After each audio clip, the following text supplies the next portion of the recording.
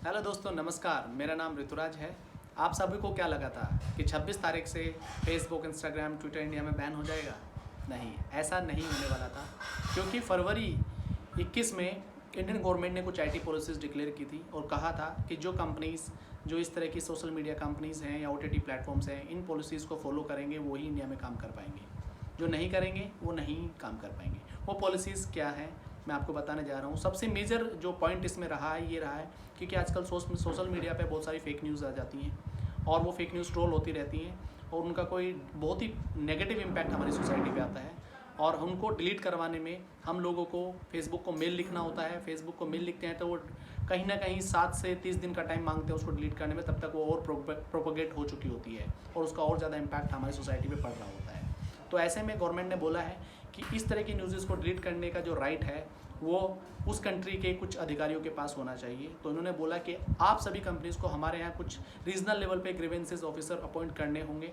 जो भी न्यूज़ यहाँ पे आ रही हैं, जो भी कंटेंट आ रहा है वो सही है या गलत, वो उनको वैलिडेट करेंगे और अगर वो सही है तो उसको कंटिन्यू करेंगे, अगर सही नहीं है तो डिलीट करेंगे। क्योंकि इसका बहुत ज़्यादा मिस यूज़ है तो मिसयूज़ भी हो रहा है।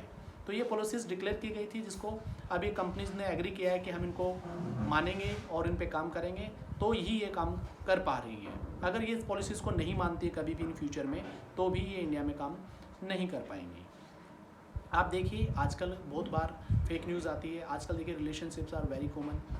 बहुत बार रिलेशनशिप में ब्रेकअप्स होते हैं, दोनों का संबंध अच्छा होता है लेकिन लड़के का मेंटल लेवल या लड़की का मेंटल लेवल बहुत बार सही नहीं होता और वो उनके अगेंस्ट कुछ ना कुछ सोशल मीडिया पर डाल देते हैं या फेक प्रोफाइल्स बना के उनके बारे में गलत न्यूज़ ट्रोल करते हैं, जिससे कि किसी एक इंडिविजुअल का करियर डिस्ट्रॉय हो जाता है।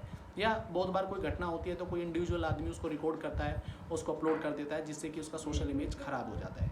तो इस तरह की न्यूज़ अगर ट्रोल हो रही हैं तो वो गलत है, जिससे किसी की भावनाएं या किसी की फीलिंग्स आहत हो रही हैं, तो ऐसा नहीं होना चाहिए। इस हिसाब से इंडियन गवर्नमेंट की पॉलिसीज़ बहुत अच्छी हैं, लेकिन इसका एक डिसएडवांटेज हो सकता है जो मुझे लगता है, शायद आप लोग भी इससे एग्री करेंगे। फ्रीडम टू स्पीच में इसमें किल हो सकता है। फ्रीडम टू स्पीच का राइट हम लोगों को है, लेकिन अगर गवर्नमेंट के पास ये राइट्स आ जाएंगे तो बहुत बार हम अपनी जो गुस्सा है या अपनी जो फीलिंग्स हैं या जो हमारी थॉट्स हैं वो इंडियन लोगों तक पहुंचाना चाहते हैं कि गवर्नमेंट क्या सही और क्या गलत कर रही है। तो गवर्नमेंट के पास राइट होगा तो इस तरह की मैसेजेस को भी डिलीट किया जा सकता है। तो मैं इतना ही कहूँगा कि अगर ये पॉलिसीज़ किसी इस तरह की फेक न्यूज़ को कंट्रोल करने के लिए बनाई गई हैं, ठीक है, लेकिन इससे फ्रीडम टू स्पीच के लिए नहीं होना चाहिए। अगर ऐसा हो रहा है तो these policies are not good. But as per individual country या इंडिविजुअल गवर्नमेंट तो ये सब चीज़ें सही हैं, ये होना भी चाहिए। बहुत सारे लोगों के करियर डिस्ट्रॉय होने से बचाया जा सकता है, बहुत सारी फेक न्यूज़ को ट्रोल होने से बचाया जा सकता है। जैसे अभी देखिए, अभी कोरोना टाइम में कितना गलत, हर कोई एक प्रिस्क्रिप्शन बना रहा है, उसको सोशल मीडिया पर डाल रहा है कि कोरोना से बचने की मेडिसिन ये हैं, वो उसके एक्सपर्टीज़ हैं भी या नहीं, फिर भी डाल रहे हैं।